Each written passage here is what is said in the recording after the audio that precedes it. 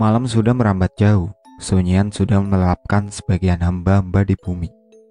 Namun bagi Fandi, malam pertama di rumah itu, yang ia kontrak selama urusan kerja, bersama kedua temannya, terasa begitu panjang penuh kejanggalan.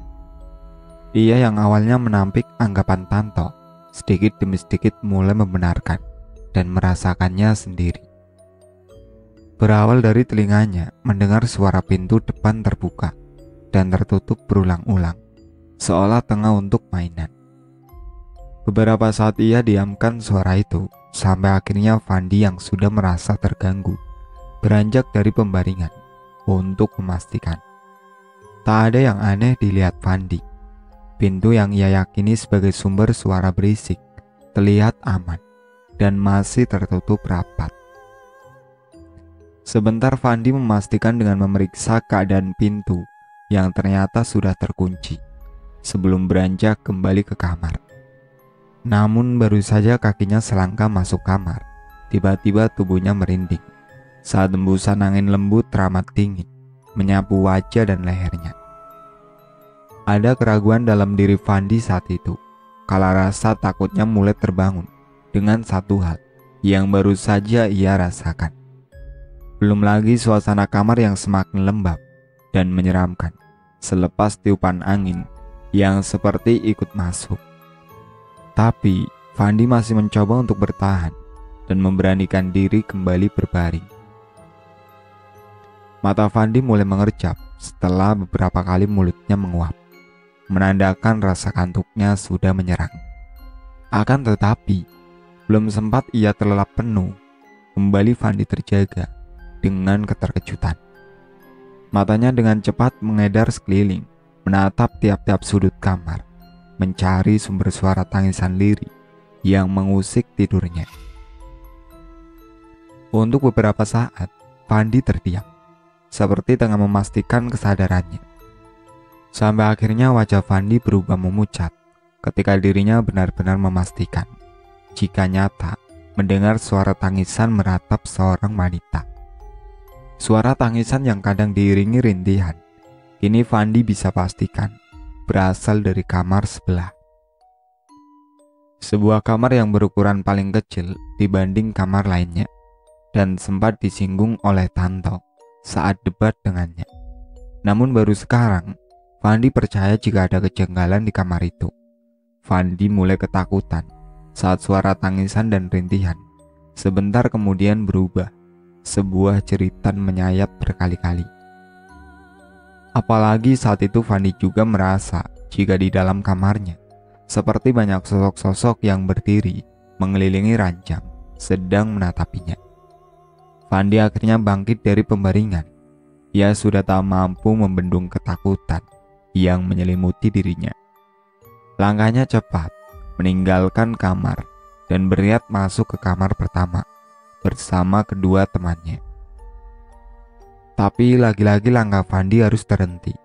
Bukan saja bau gosong menyengat tercium pekat di hidungnya yang membuat tubuhnya gemetar, melainkan satu sosok hitam yang tingginya 2 kali dari dirinya sudah berdiri di depan kamar.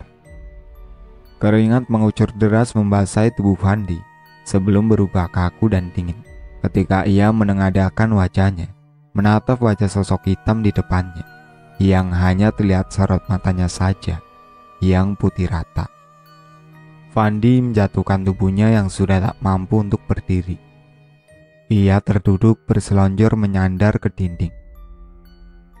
Nafasnya tersengal dan mata mulai sayup dan mengerjap perlahan sebelum semua terlihat gelap serta hitam, sehitam sosok di depannya. Ini awal yang buruk. Satu suara berat dari Mbak Toha membuat Tanto dan Wasis saling pandang. Kening keduanya berkerut, menatap penuh rasa penasaran pada wajah tua di hadapan mereka. Apa maksudnya, Mbah? Wasis yang tak sabar memberanikan diri bertanya. Mbak Toha sendiri seperti mengacuhkan ucapan Wasis.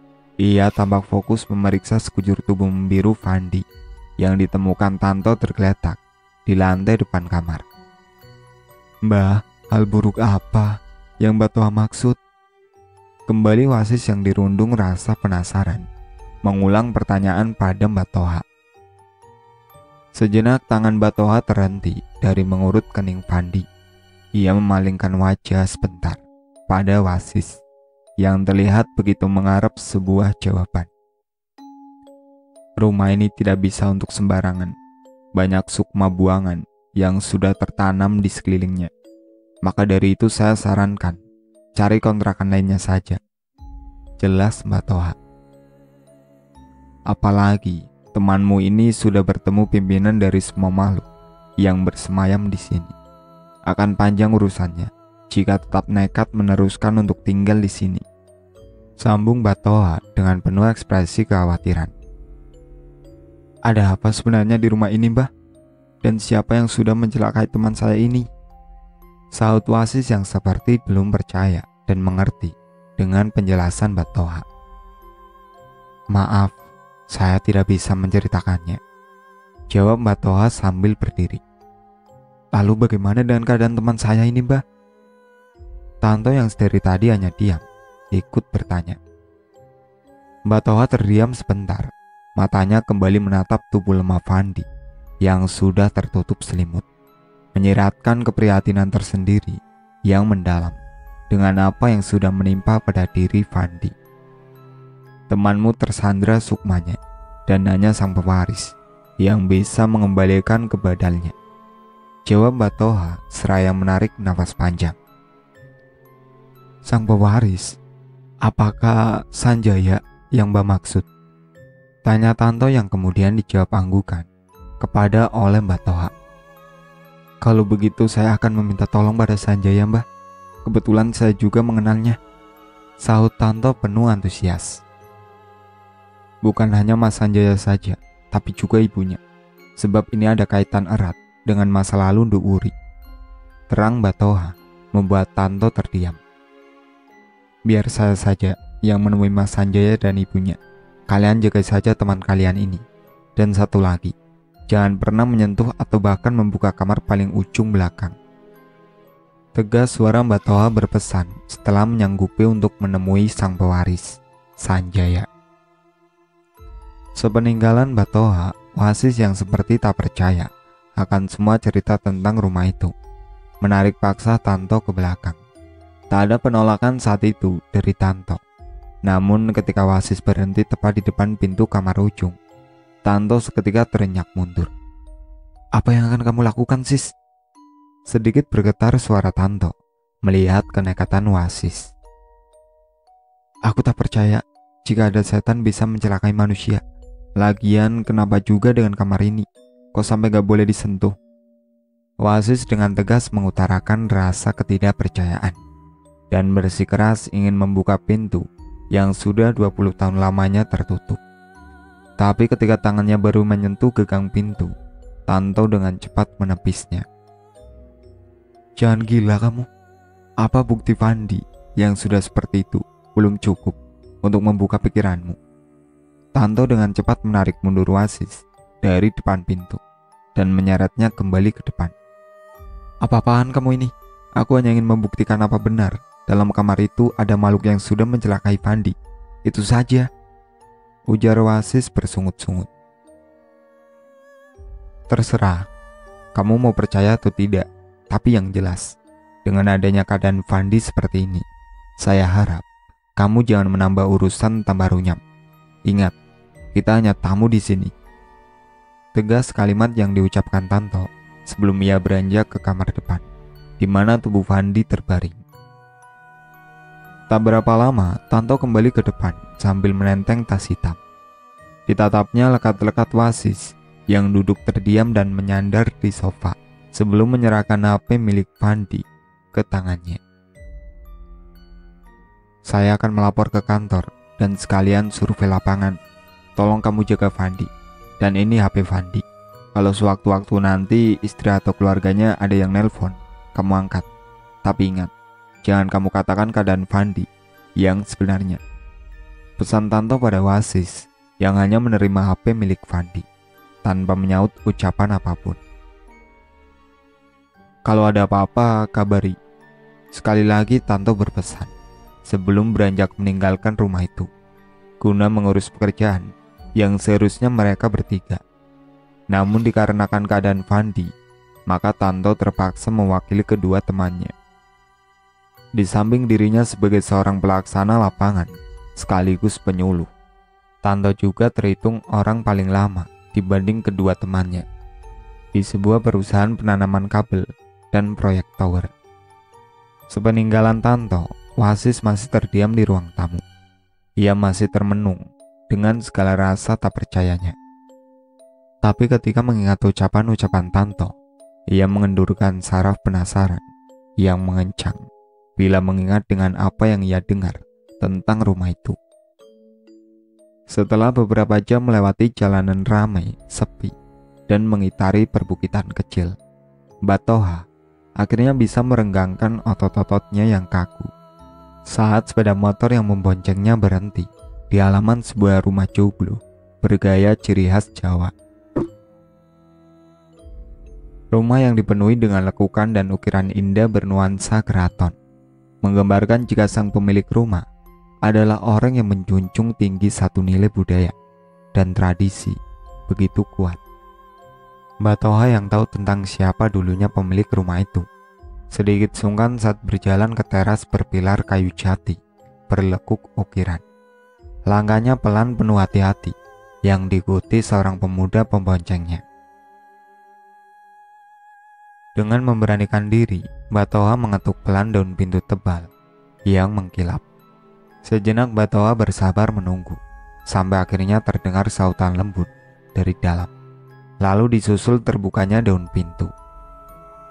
Mbak Toha dan sang pemuda seketika menunduk penuh hormat saat muncul di hadapan mereka sosok wanita ayu bergelung, selaras dengan kebaya batik dan kain jarik sebagai bawahannya. "Mbak Toha, monggo masuk Mbak." Pelan dan penuh wibawa, suara wanita anggun mempersilahkan tamu yang sudah dikenalnya. Mbak Toha mengangguk pelan dan langsung mengikuti langkah gemulai wanita yang sebenarnya terpaut jauh usianya lebih muda. Akan tetapi, dengan beberapa alasan, membuat Mbak Toha yang lebih tua seakan lebih menghormatinya. Sepertinya ada hal yang sangat penting sampai Mbak Toha menyempatkan diri datang ke sini, ucap sang wanita setelah berbasa-basi sebentar, seraya menuangkan air teh ke dalam 2 cangkir yang disuguhkan untuk Mbak Toha dan pengantarnya. "Benar Nyai, ini ada kaitannya dengan 3 orang yang menempati rumah Prabon di sana," jawab Mbak Toha setelah sedikit meneguk teh yang disuguhkan. Sosok wanita yang tak lain adalah Wuri mengernyitkan keningnya dan sebentar kemudian berubah menegang kala Mbak Toha mulai menceritakan semua kejadian yang menimpa Fandi. Beberapa kali Wuri menarik nafas panjang, seperti tengah menahan satu beban berat dalam batin, saat Mbak Toha menyinggung nama-nama yang ia tahu sebagai penunggu rumah Prabon, dan sudah menjadikannya sebagai sebuah jenggolo. Suasana sesaat hening setelah Mbak Toha selesai bercerita. Ia menunduk menunggu Wuri yang terdiam seperti tengah mencerna semua cerita dari Mbak Toha, yang mau tidak mau memaksa ia mengulas balik peristiwa demi peristiwa di rumah itu, sampai membuat matanya panas dan menggulirkan 2 air bening tanpa terasa. Sebentar Wuri mengusap air matanya, seraya menatap Mbak Toha dengan seulas senyum yang dipaksa, membuat Mbak Toha terlihat iba. "Maaf Mbah, untuk urusan ini saya akan bertanggung jawab dengan Sanjaya. Tapi karena Sanjaya masih pergi, jadi saya menunggu Sanjaya dulu Mbah," ucap Wuri sedikit parau. Mbak Toha terlihat mengangguk pelan, mengerti dan menyadari dengan apa dan semua yang tengah dirasakan sosok Ayu, terakhir Rengko Sasmito, yang juga pemegang pusaka simbol Laweyan Lenggan dari penguasa pesisir selatan. Hari beranjak sore, Wasis yang sudah dihinggapi rasa bosan terlihat mondar-mandir. Sesekali matanya menatap gerbang tak berpintu, berharap Tanto segera datang. Namun dari langit dengan semburat kemerah-merahan sampai berangsur tertutup awan hitam, orang yang ditunggunya tak juga muncul. Bahkan sudah tak terhitung ia mencoba menghubungi lewat HP. Tapi sayang juga, tak bisa tersambung dengan Tanto.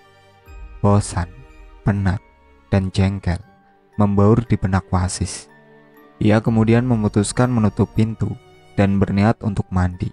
Akan tetapi, ketika kakinya berada tepat di depan pintu kamar ujung, lagi-lagi rasa penasaran menghinggapinya. Terdiam Wasis menatap pintu yang tinggal berjarak 2 langkah dari tempatnya berdiri, seperti sedang menimbang-nimbang antara keraguan dan rasa penasarannya. Sampai akhirnya kakinya mantap melangkah mendekati pintu yang terdapat ukiran bunga di tengahnya. Perlahan, tangan Wasis mendorong gagang kayu yang menempel di daun pintu tak berkunci. Terdengar suara berderit pelan saat sedikit demi sedikit pintu terbuka. Lalu berganti sunyi saat pintu sudah terbuka lebar. Wasis tertegun menatap ruang kamar yang gelap dan berhawa lembab. Tak ada apapun yang bisa dilihat oleh matanya, namun justru membuat Wasis semakin diburu rasa penasaran. Apa yang aneh dari kamar ini? Sampai-sampai tak boleh dibuka, gumam Wasis sembari melangkah masuk ke dalam kamar. Wasis kembali mengedarkan matanya, menatapi seluruh ruang kamar yang gelap saat ia sudah berada di dalam kamar. Tapi, lagi-lagi, ia tak menemukan apa-apa. Sesaat sebelum Wasis yang sudah berniat meninggalkan kamar itu, tiba-tiba matanya dikejutkan 2 kelipan berwarna merah, tepat lurus di depannya. Seketika Wasis mengurungkan niatnya untuk meninggalkan kamar. Ia beralih dan tertarik dengan 2 larik kerlipan yang dirasa menarik baginya. Setapak demi setapak Wasis lalui sambil terus menatapi 2 larik merah yang dirasanya begitu dekat. Tanpa disadari jika keganjilan sudah terjadi, Wasis terus melangkah menembus gelap ruang yang ia lalui, sampai ketika kakinya mulai merasakan lantai teramat dingin. Di saat itulah baru ia merasakan keanehan. Wajah Wasis mendadak pucat saat menyadari ada hal yang tak masuk akal, di mana awalnya memasuki sebuah kamar yang hanya berukuran 2x3. Tapi kini dirinya seperti menyusuri lorong-lorong gelap tanpa ujung. Wasis benar-benar panik. Tangannya meraba-raba seperti ingin memastikan, namun hanya dinding lembab yang tersentuh jarinya, membuat ketakutannya mencuat setelah yakin jika ia memang berada di suatu tempat yang tak dirinya ketahui. Sebentar Wasis terdiam mencoba berpikir tenang, sembari sesekali berteriak meminta tolong. Tapi teriakan-teriakan Wasis hanya menghasilkan pantulan suaranya sendiri yang menggema. Dengan tubuh gemetar, Wasis kembali berjalan menyusuri lorong lembab nan gelap tanpa tahu arah, berharap akan ada jalan baginya untuk bisa keluar. Sampai pada titik di mana tubuhnya terduduk lemas, Wasis dikejutkan dengan suara riuh dari arah depannya. Setitik harapan seketika memancar dari sorot mata Wasis, yang kemudian memaksa tubuhnya untuk bangkit, mengayunkan langkah kaki penuh semangat dan berharap bisa segera lepas dari ketakutan yang menderanya. Wajah Wasis sejenak menyirat satu kelegaan ketika menemukan ujung lorong bercahaya terang. Bukan hanya itu, suara riuh yang membuat dirinya bersemangat juga terdengar dari arah ujung lorong, membuatnya yakin jika itu adalah jalan keluar dari lorong menakutkan berawa lembab. Wasis terlihat bisa bernafas lega setelah sampai di ujung lorong dan mendapati tempat terang yang ramai. Ia sempat terduduk dan sebentar membaringkan tubuhnya, melepas rasa takut dan meredam nafasnya yang masih memburu. Namun tak berapa lama setelah Wasis terlihat tenang, mendadak wajahnya kembali menegang ketika hidungnya tiba-tiba mencium bau wangi Kamboja yang teramat menyengat. Buru-buru Wasis bangkit untuk memastikan bau kembang yang ia tahu adalah kembang kuburan. Matanya menatap tempat lapang yang terang dengan banyak manusia berseliweran hilir mudik. Satu persatu Wasis menatap tiap-tiap orang yang berjalan dekat dengan tempatnya berdiri. Lama Wasis terbengong, bingung dengan keadaan di sekelilingnya. Keanehan kembali ia rasakan ketika mengamati seluruh tempat layaknya tanah lapang yang sangat asing baginya. Apalagi saat dengan seksama matanya melihat orang-orang yang berlalu lalang, Wasis semakin merasakan keganjilan, di mana wajah dan kulit tubuh mereka semuanya putih memucat, serta terdapat bulatan hitam di mata luarnya. Tapi yang membuat tubuh Wasis seketika merinding ketakutan adalah bau wangi bunga Kamboja. Ternyata bersumber dari tubuh mereka. Di mana aku? Wasis bergumam dalam hati. Ia benar-benar merasa asing dengan tempat dan setiap sosok yang ada di sekitarnya. Suatu tempat berawal lembab tanpa Wasis tahu arah timur dan barat. Perlahan, Wasis yang sudah tersusupi rasa takut melangkahkan kakinya melewati dan bersimpangan dengan sosok-sosok berwajah pucat serta tubuh beraroma wangi bunga Kamboja. Mereka berjalan, berlalu lalang dengan diam. Tatapan mereka kosong, tak memperdulikan kehadiran Wasis. Selangkah demi selangkah Wasis menapak ke lantai tanah dingin, berharap akan menemukan jalan ataupun seseorang yang mungkin dikenalnya. Namun sampai beberapa saat lamanya, Wasis tetap tak menemukan apapun yang menjadi harapannya. Wasis baru menghentikan langkahnya sejenak kala melihat sebuah gapura bersusun batu bata merah dengan tinggi 3 kali tubuhnya. Meski merasa aneh, Wasis dengan sisa-sisa keberanian tetap meneruskan langkahnya, menjejaki 5 tingkat tangga batu berlumut dan masuk ke dalam gapura. Tapi sebentar kemudian, setelah menuruni dan 2 langkah masuk, tubuh Wasis diam terpaku.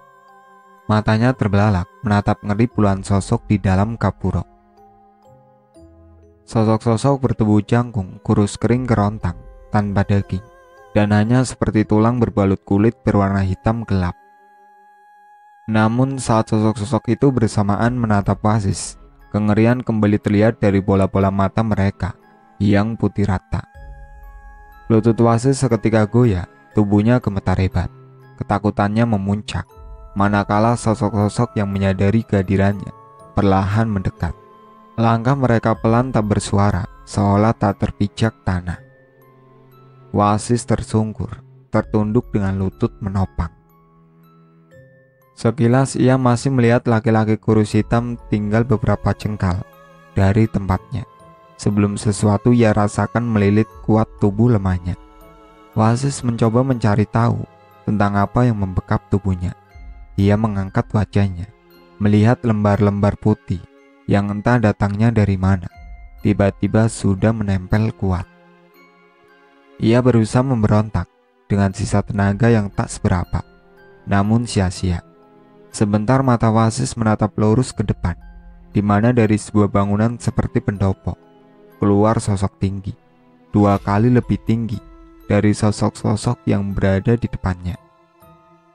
Matanya menyorot putih tajam sebesar kepalan tangan, menunjukkan satu amarah yang meletup saat kilat-kilat merah menyambar di sekitaran tubuhnya. Tubuh Wasis mendadak panas setelah merasakan tamparan lumayan kuat pada bagian kepala belakang, hingga sesaat kemudian membuat kepalanya sangat berat dengan mata melemah, meski hanya untuk sekedar mengerjap. Kuat, tubuh Wasis terhempas ke tanah, membuatnya kembali tersadar dan membuka mata perlahan. Erangan dan lenguhan pertama kali yang keluar dari mulut Wasis saat merasakan tulang-tulang di tubuhnya seperti remuk. Ia hanya mampu berbaring lemah sambil meringis, sebelum beberapa tangan mencengkeram lengannya dan cepat-cepat menyeretnya menjauh dari tempat itu. Anak tidak sopan, kebanyakan tingkah, terlalu berani. Umpatan-umpatan keras dan sengit mendadak memenuhi rongga telinga Wasis, membuatnya kembali terpikir dan berusaha memulihkan ingatannya. Sedikit demi sedikit Wasis mencerna, mencoba mengenali sekitar tempatnya kini berada.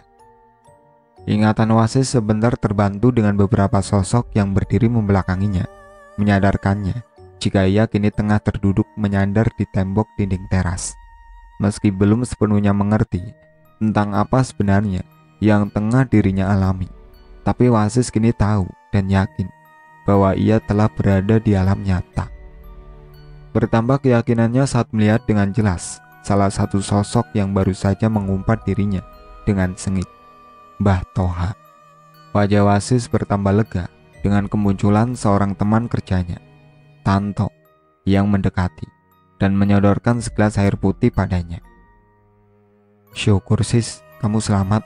Nih, minum dulu." Wasis segera menerima segelas air yang disodorkan tanpa menghiraukan ucapan Tanto. Tapi baru 2 teguk, mendadak Wasis memuntahkan air dari mulutnya. Wajahnya menegang menatap Tanto yang terlihat santai. "Air apa ini, Tok?" tanya Wasis lirik, sembari mengusap lidahnya pelan. "Ini air, sudah didoain sama beliau, biar kamu bebas dari pengaruh setan yang memburumu," sahut Tanto. Seraya menunjuk sosok lelaki bersorban yang berdiri berdampingan dengan seorang lelaki muda, tengah menghadap sebuah pohon besar nan tinggi menjulang.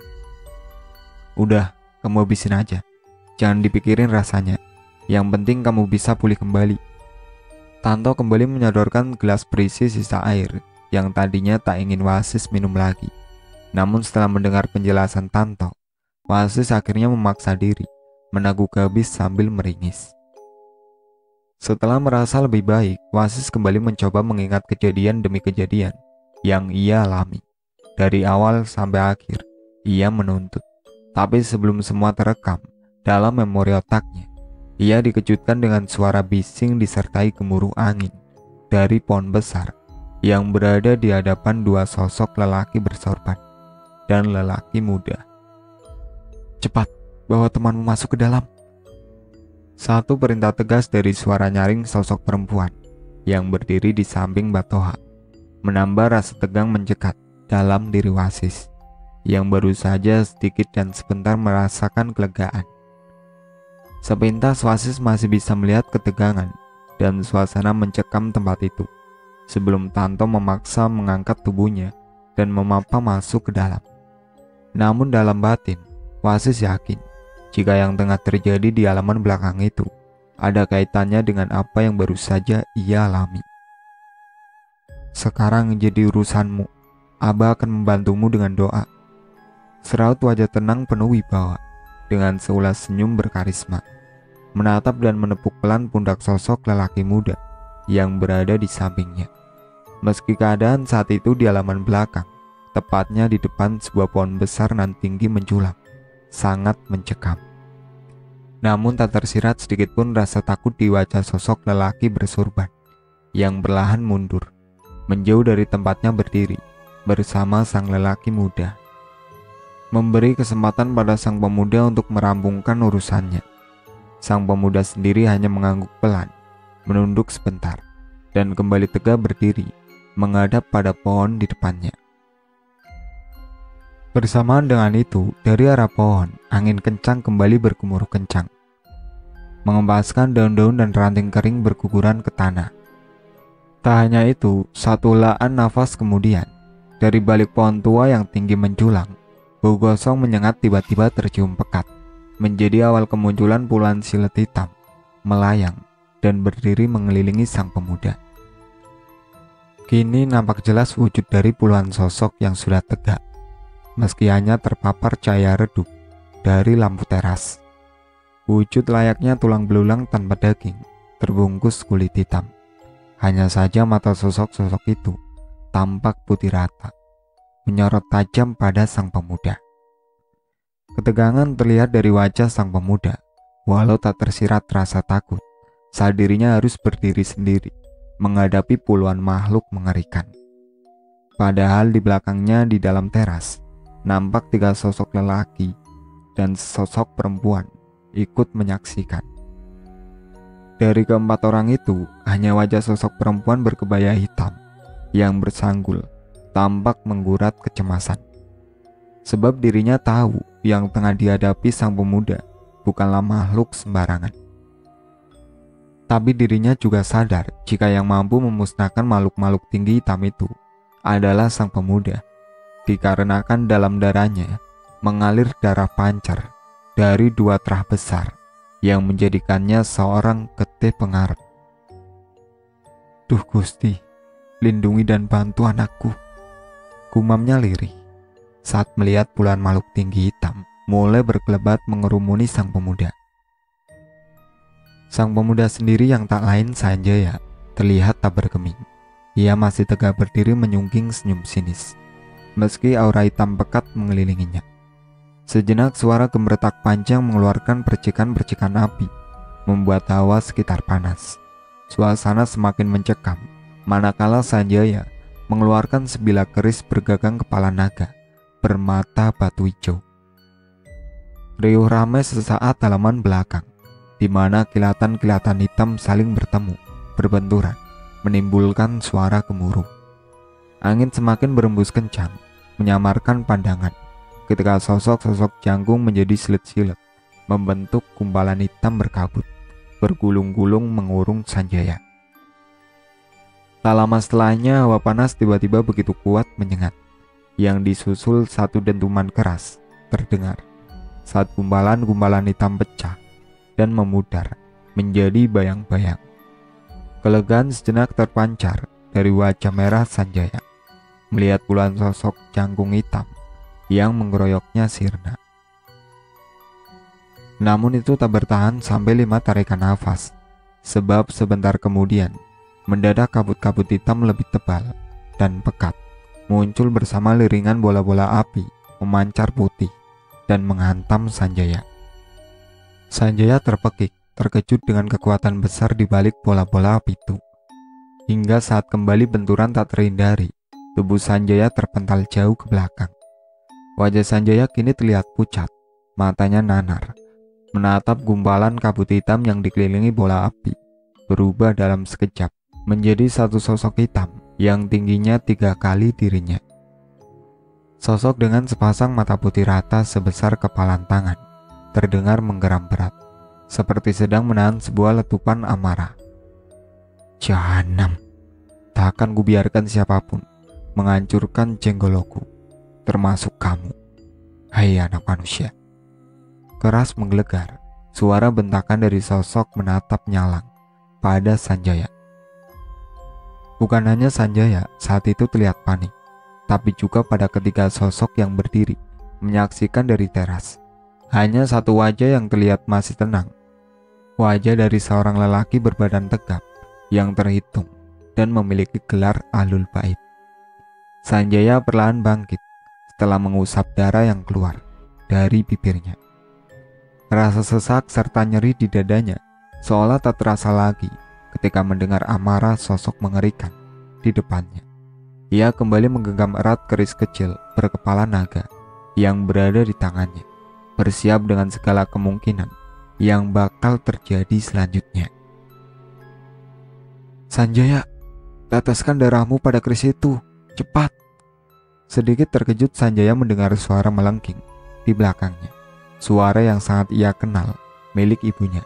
Seketika mengingatkannya akan pesan awal sebelum ia dan ibu serta sang Ahlul Bait, gurunya, datang untuk membebaskan rumah Prabon yang dijadikan jenggolo oleh sosok jerangkong yang kini ada di hadapannya. Sadar akan hal itu, Sanjaya mundur 2 langkah. Lalu dengan setengah memejamkan mata, ia menggoreskan ujung keris pada tangannya. Seketika darah merah mengalir dari bekas goresan. Walau tak deras, namun cukup untuk membaluri ujung keris hingga pada lekukan ketiga. Tawa keras dari sosok hitam sangat menggema melihat kesiapan Sanjaya dengan sebilah keris kecil lawean lenggan yang sejatinya milik ibunya. Tanpa menyadari jika keris yang kini telah terolesi darah dari sang getih pengarep mengandung sebuah kekuatan luar biasa. Dengan diawali bentakan dan teriakan keras, Sanjaya berlari maju ke depan sambil mengunuskan keris. Kilat-kilat kuning keemasan seketika memenuhi dan menerangi tempat sekitar, berasal dari keris lawean lenggan yang disabetkan Sanjaya. Kini riuh desingan angin bercampur kilatan berasap kembali memenuhi halaman belakang. Entah berapa kali letupan-letupan kecil terjadi saat kilatan keemasan menghantam gumpalan hitam yang melindungi tubuh cangkung sosok Jerangkong. Sampai akhirnya di satu kesempatan, Sanjaya yang tepat berada di depan sosok Jerangkong menerjang kencang dengan unusan keris ke tubuh hitam Jerangkong. Seketika itu asap hitam membumbung tinggi sebelum suara layaknya ledakan dan geraman terdengar keras membahana sampai menggetarkan sekitaran halaman.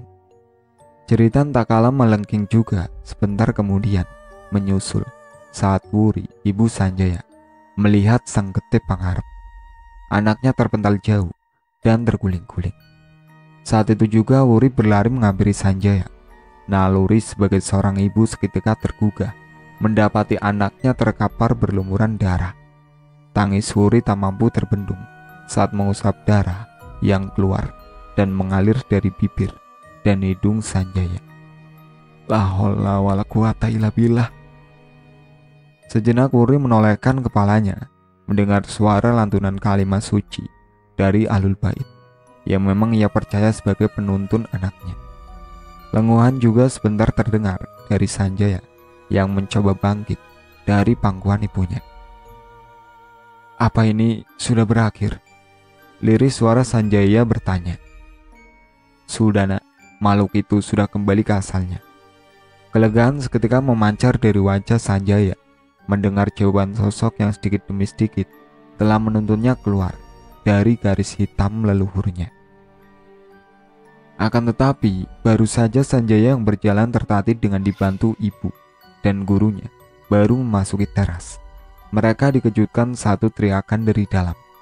Buru-buru ketiganya masuk dan memastikan yang terjadi.